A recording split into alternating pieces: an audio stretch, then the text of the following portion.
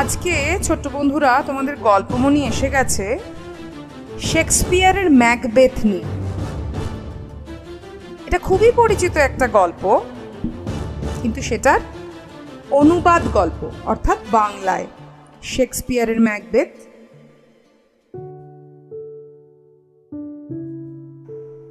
সবাই ঘুমে অচেতন, এমনকি রাজার শোবার ঘরের দরজায় যে দুজন প্রহরী আছে তারা পর্যন্ত ঘুমে অচেতন।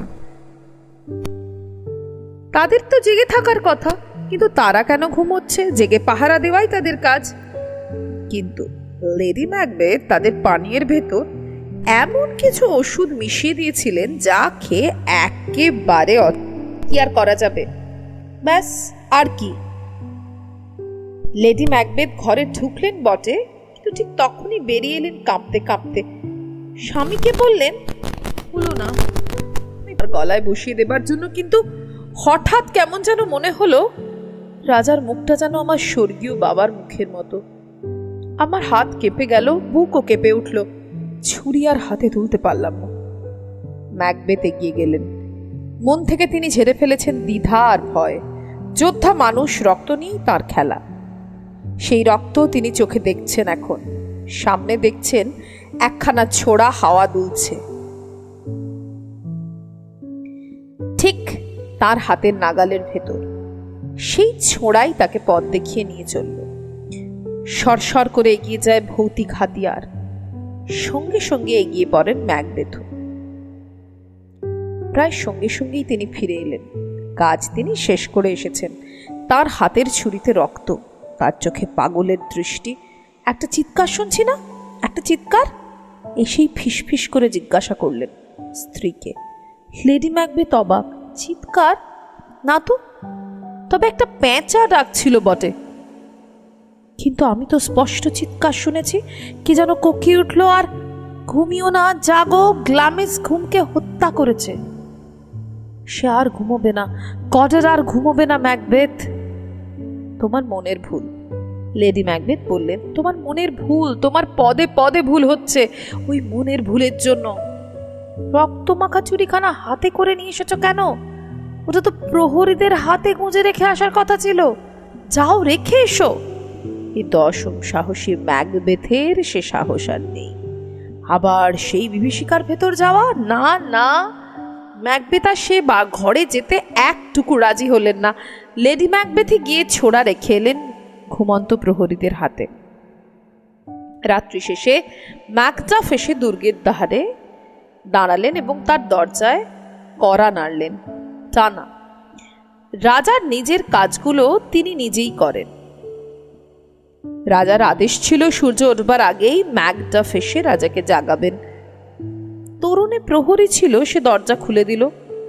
ম্যাকডাফ সোজা উপরে উঠলেন, আর রাজার ঘরে ঢুকেই হাহাকার করতে করতে তক্ষুনি বেরিয়ে এলেন। তার সেই হাহাকারে জেগে উঠল দুর্গবাসীরা সবাই। কেউ একজন রাত্রিবেলা রাজাকে হত্যা করে গিয়েছে শুনে ঘৃণায় ভয়ে সবাই যেন একেবারে পাথর হয়ে গেল। ম্যাকবেথ যেন ঘুম থেকেই জেগে ছুটে এলেন। রাজার ঘরে রক্তের স্রোত দেখে চিৎকার করে নিজের ভাগ্যকে ধিক্কার দিতে লাগলেন। তাঁর বাড়িতেই খুন হলেন রাজা। এমন দয়ালু প্রভু ম্যাকবেথের ঘরে অতিথি হয়ে এসেই প্রাণ হারালেন। এর চেয়ে মন্দ ভাগ্য ম্যাকবেথের কি আর হতে পারে? সকলের আগেই প্রশ্ন উঠল স্বাভাবিকভাবেই, হত্যা করল কে? প্রহরী দুজন তখনও অচেতন হয়ে পড়ে আছে। তাদের পাশে পড়ে আছে রক্তমাখা ছোড়া। ম্যাকবেথ বললেন, নিশ্চয়ই এরাই হত্যা করেছে। তিনি যেন রাগে জ্ঞান হারিয়ে ফেললেন একেবারে। তখনই তরোয়াল খুলে মাথা কেটে ফেললেন প্রহরী দুটোর, পাছে চৈতন্য ফিরে আসার পরে তারা ম্যাকবেথের বিরুদ্ধে কিছু বলে বসে। তার পথ আগে থাকতেই বন্ধ করলেন ম্যাকবেথ। থেন ও রাজকর্মচারীরা রাজার মৃতদেহের সামনে দাঁড়িয়ে শোক করছেন। ওদিকে ম্যালকম আর ডোনালবেন তেজি ঘোড়ায় চড়ে দেশ ছেড়ে পালালেন। সাধারণ বুদ্ধির তাদের অভাব নেই। তাদের ভয় হলো যে যদি তারাও মারা যান, যদি তাদের সাথেও ঘটে এই দুর্ঘটনা। যেসব শত্রু রাজাকে হত্যা করেছে রাজ্যলোভের বশেই এ পাপ করেছে সন্দেহ নেই, তারা রাজপুত্রদেরই বা রেহাই দেবে কেন? কে শত্রু কে মিত্র বুঝতে পারবার আগেই হয়তো তারা মারা পড়বেন। তারা পালালেন দক্ষিণ দিকে। ইংল্যান্ডের রাজার আশ্রয় নেওয়াই তাদের মতলব। এদিকে তাদের পালাতে ম্যাকবেথ সুযোগ পেয়ে গেলেন। তিনি বলতে লাগলেন, নিজেরা দোষী না হলে রাজপুত্রেরা পালালেন কেন? নিশ্চয়ই রাজ্যলোভে ওরাই পিতাকে হত্যা করেছে। রাজ্য অরাজক থাকতে পারে না, রাজবংশীয় বলতে ম্যাকবেথই এখন আছেন। সিংহাসনে তিনি বসলেন। তৃতীয় ভবিষ্যৎবাণীও সত্যি হলো ডাইনিদের।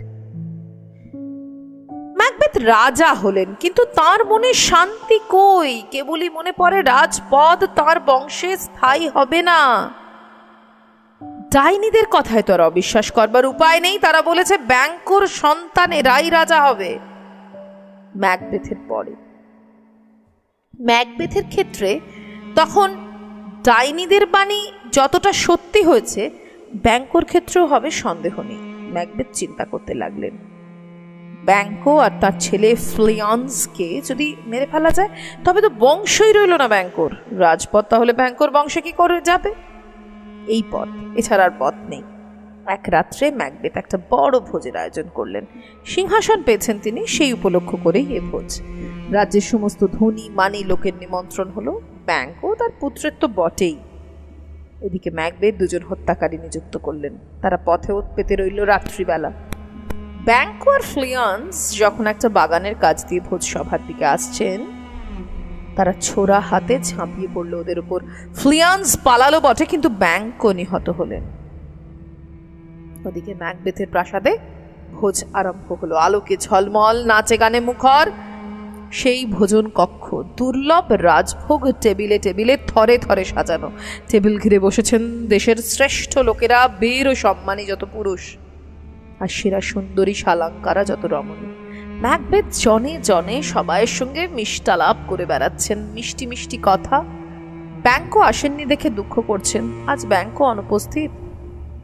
যদি না থাকতো তাহলে বলতে পারতাম যে আমার গৃহে দেশের রত্নেরা সব একত্রিত হয়েছে। রাজার জন্য ঠিক মাঝখানে সবচেয়ে উঁচু আসন নির্দিষ্ট রয়েছে। অতিথিদের ভেতর দিয়ে ম্যাকবেথ সেই আসনের দিকে এগিয়ে গেলেন। হঠাৎ তার পা থেকে মাথা পর্যন্ত শিউরে উঠল। তার সিংহাসনে বসে আছেন স্বয়ং ব্যাংকো, রক্ত তাঁর সারা দেহে। ব্যাংকো না মরে গিয়েছেন? তবে ব্যাংকোর প্রেতাত্মা? অতিথিদের কেউ কি প্রেতাত্মাকে দেখতে পাচ্ছেন না? এমনকি লেডি ম্যাকবেথও না, দেখছেন একমাত্র ম্যাকবেথ। এই অদ্ভুত দৃশ্য দেখে মাথা গোলমাল হয়ে গেল ম্যাকবেথের। তিনি পাগলের মতন চিৎকার করতে লাগলেন, কেন এসেছো? তুমি বলতে পারো না যে এই কাজ আমি করেছি? তাছাড়া কবর থেকে মৃতেরা যদি ফিরে আসতে থাকে তবে তো বিপদ। যাও, চলে যাও। অন্য যে কোনো ভয়ানক মূর্তি ধরে তুমি এসো। বাঘ, গন্ডার, ভাল্লুক আমি গ্রাহ্য করি না, কিন্তু ওই যে ছায়া মূর্তি, যার হাড়ের ভিতর মজ্জা নেই, যার রক্তে নেই উষ্ণতা, যার চোখে নেই দৃষ্টি, ও মূর্তি আমার অসহ্য। যাও বলছি, যাও। হঠাৎ ছায়ামূর্তি অদৃশ্য হলো। অতিথিরা ম্যাকবেথের প্রলাপ শুনে ভয়ে ও বিস্ময়ে হতবাক। এটা ম্যাকবেথ কি বলছে? কাকে বলছে সব ম্যাকবেথ? কেউ তো কিছু দেখতে পাচ্ছে না। কার ছায়ামূর্তির কথা বলছে ম্যাকবেথ? কে ভয় দেখাতে চাইছে ভয়ানক মূর্তিতে এসে? কিন্তু ওই সন্দেহ নিয়ে বেশি ভাববার সময় তারা পেলেন না। ম্যাকবেথই পাগল হয়েছে, তার স্ত্রী তো হননি। তিনি স্বামীর দোষটিকে ঢাকবার জন্য দ্রুত এগিয়ে এলেন। অতিথিদের সম্বোধন করে বললেন, আপনারা কিছু ভাববেন না। এরূপ মাথা গরম আমার স্বামীর মাঝে মাঝেই হয়, ছেলেবেলা থেকেই এটা শুরু। রাজার শোচনীয় মৃত্যুর পর থেকে ব্যাধিটা বেড়ে গেছে। আপনারা ঠান্ডা হয়ে বসুন, তিনি এখনই সামনে উঠবেন। অতিথিদের এই কথা বলে স্বামীকে কানে কানে ভর্ৎসনা করতে লাগলেন লেডি ম্যাকবেথ। স্থির হও, তোমার আচরণে সবাই মনে সন্দেহ হবে যে ভূত অন্য কেউ দেখতে পাচ্ছে না, আমি দেখছো। রাজাকে সরিয়ে দেবার রাত্রে যেমন তুমি হাওয়ায় ছুরি দেখেছিলে, শান্ত হও, ঠান্ডা হও, নিজের আসনে খুঁজে যোগদান করো, সব বন্ধ হয়ে যাবে। পত্নীর ভর্ৎসনা শুনে অনেক চেষ্টায় খানিকটা সামলে নিয়ে এক পাত্র পানি হাতে তুলে নিলেন ম্যাকবেথ। সবাই এর স্বাস্থ্য নিয়ে ভালো থাকুক এই কামনা করি বলে সেই পাত্র যেই মুখে তুলতে যাবেন, এমন সময় তার সামনে দেখা দিল সেই প্রেতাত্মা। ম্যাকবেথ আবার সব ভুলে গিয়ে চিৎকার শুরু করলেন, এরপর অতিথিরা আর বসতে রাজি হলেন না। ভোজসভা ভেঙে গেল, যে যার খুশি মতন এটা ওটা সন্দেহ প্রকাশ করতে করতে দেশের গণ্যমান্য লোকেরা সবাই নিজের বাড়িতে ফিরে গেলেন। ফিরে তো গেলেন। এরপর পরের দিনই ম্যাকবেথ গেলেন সেই পাহাড় ঘেরা জলায় যেখানে প্রথমে তিনি দেখা পেয়েছিলেন ডাইনিদের। এখন তিনি নিজেকে ঠান্ডা করে এনেছেন, শক্ত করে তুলেছেন। ব্যাংকর সম্বন্ধে ডাইনিদের ভবিষ্যৎবাণী কতটা সত্যি হবে তাই এবার জানতে চান তিনি। ব্যাংকও মরেছে, কিন্তু বেঁচে আছে ফ্লিয়ান্স। সে কি রাজা হবেই? তাকে সরানোর জন্য ম্যাকবেথের চেষ্টা কি সফল হবেই না? জানতে হবে সব কথা। ডাইনিরা প্রস্তুত হয়েই ছিল। নরকের আগুন জেলে এক বিশাল কড়াই চাপিয়ে দিয়েছিল তার উপরে। তাতে সেদ্ধ করছিল সাপ, ব্যাঙ, পেঁচা আর শেয়ালের নাড়ি ভুড়ি, ড্রাগনের আঁশ, নেকড়ের দাঁত, ডাইনির শুকনো মরা, হাঙরের চোয়াল এবং বিষাক্ত হিমলকের শিকড়। ম্যাকবেথ এসে প্রথমেই প্রশ্ন করলেন নিজের সম্বন্ধে, আমার কথা আর কি জানো বলো? আর কথার উত্তর না দিয়ে ডাইনিরা কড়া উল্টে দিল আগুনের ভিতর। অমনি নীল আকাশে বাজ ডাকলো কর রবে, আর একটা ছায়া মূর্তি দেখা দিল ম্যাকবেথের সামনে, লোহার টুপি পরা একটা মাথা মাত্র। সে এসেই ডেকে উঠল, ম্যাকবেথ, ম্যাকবেথ, ম্যাকডাফ থেকে সাবধান থাকবে ম্যাকবেথ। ম্যাকডাফ। ম্যাকবেথ মনে মনে সায় দিল। ভূতের কথা ঠিক হাওয়ায় মিলিয়ে গেল ছায়ামূর্তির মতো। হতে পারে ভূতের কথা অনুযায়ী ম্যাকডাফটা বেগ দেবে। আবার করকর করে বাজ পড়ার শব্দ। এবার এলো দ্বিতীয় ছায়ামূর্তির, রক্তমাখা একটা শিশু। সে ডাকলো, ম্যাকবেথ, রক্তপাত করতে ভয় করো না ম্যাকবেথ। সাহসী হওয়া যে দরকার তা যেমন করেই হোক হয়ে ফেলা চাই ম্যাকবেথ। ভয় নেই, নারী গর্ভের সন্তান, কেউ তোমার কোনো ক্ষতি করতে পারবে না। ম্যাকবেথ আহ্লাদে আটখানা হয়ে উঠলেন। তবে আর ম্যাকডাফকে ভয় কি? নারী গর্ভের সন্তান আর নয় কে? ম্যাকডাফও তো মায়ের পেট থেকেই বেরিয়েছে, তাই নাকি? বজ্রনাদের সঙ্গে তৃতীয় মূর্তি এলো, মুকুট পরা একটা ছেলে, হাতে তার একটা বিরাট গাছ। শেষে বলল, বার্নাম বোন যতদিন না ডানসিনান পাহাড়ে উঠে আসছে ততদিন ম্যাকবেথের ভয় নেই। ম্যাকবেথের আনন্দ দেখে, একটা বোন কি করে পাহাড়ের মাথায় উঠে আসবে? গাছের কি পা আছে? এ পর্যন্ত সব ভালোই শোনা গেল। তারপর ম্যাকবেথ জানতে চাইলেন ব্যাংকর বংশ রাজপদ লাভ করবে কিনা। তখন একে একে 8টা রাজমূর্তি হেঁটে চলে গেল ম্যাকবেথের সামনে দিয়ে। শেষে রাজার হাতে একখানা আয়না, তার ভেতর যেন আরো অনেক আবছা মূর্তি দেখা যায়। সেই 8 রাজার পেছনে যাকে দেখা গেল সে ব্যাংকর প্রেতাত্মা। ম্যাকবেথের মনে হলো সেই প্রেতাত্মার মুখে একটা উপহাসের হাসি। ব্যাংকো যেন হেসে বলছেন, ম্যাকবেথ, দেখো, আমার বংশের এরাই হবে দেশের রাজা, কোনো উপায়ে তুমি এদের রুখতে পারবে না। লেডি ম্যাকবেথ পাপের ফল ফলতে শুরু করে দিয়েছে। তার হয়েছে মাথা খারাপ, একেবারে পাগল, সারা দিন জল দিয়ে হাত ধোন আর সমানে সাবান দিয়ে হাত ঘষেন। বিড়বিড় করে বলেন, এ রক্তের দাগ কিছুতেই মুছবার নয়। আরব দেশের সমস্ত সুগন্ধি আতরেও রক্তের গন্ধ যাবে না হাত থেকে। রাত্রে ঘুমন্ত অবস্থায় ঘুরে বেড়ান। চিকিৎসকেরা পরীক্ষা করে বলেছেন এ ব্যাধি মনের ব্যাধি, দেহের নয়। আমরা কি চিকিৎসা করবো? এর রোগের ওষুধ নেই। ম্যাকবেথ রেগে উঠলেন, মনের ব্যাধির ওষুধ নেই? তাহলে দূরে ফেলে দাও তোমাদের ওষুধের বাক্স। স্ত্রীর অসুখের চিন্তা নিয়ে তিনি বসে নেই। তিনি ম্যাকডাফকে ধরে আনবার জন্য সৈন্য পাঠালেন।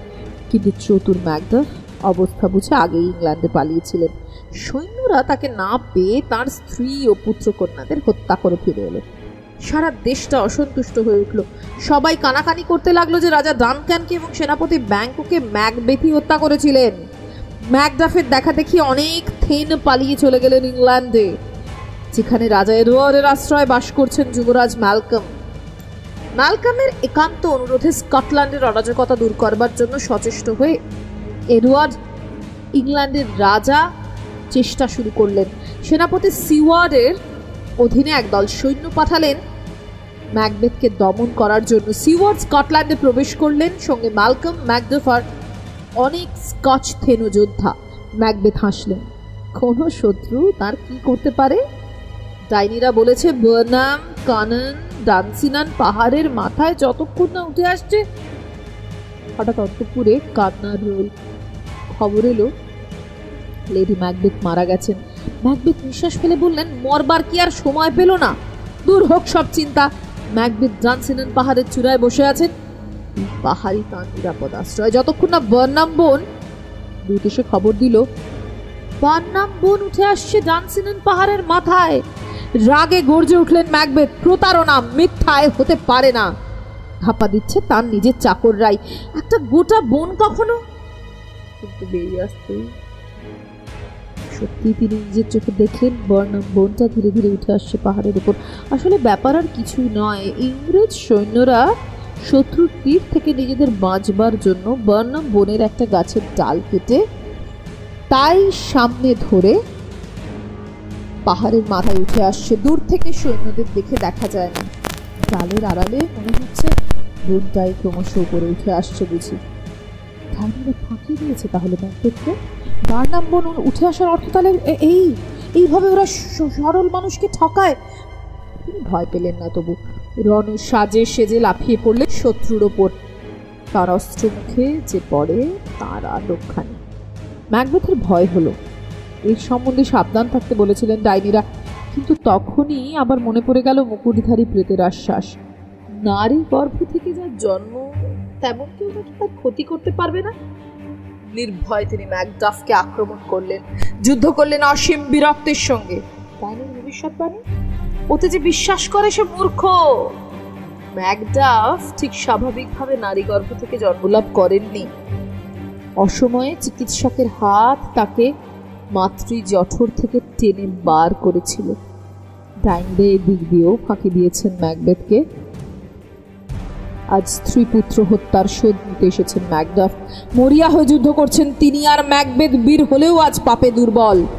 ম্যাকডাফের মুখ থেকে তার জন্মের রহস্য শুনবার পর থেকেই তার ভয় হয়েছে। হাত মার কাঁপছে তরোয়াল ঘোরাতে গিয়ে। ধর্মের জয় হলে ম্যাকবেথ তো মারা যাবেনি, এবং হলেও তাই। ম্যাকবেথের মুন্ডু ম্যালকমকে উপহার দিয়ে ম্যাকডাফ তাকে স্কটল্যান্ডের রাজা বলে অভিবাদন করলেন। তাহলে দেখেছ তো, অতি লোভে তাঁতি নষ্ট।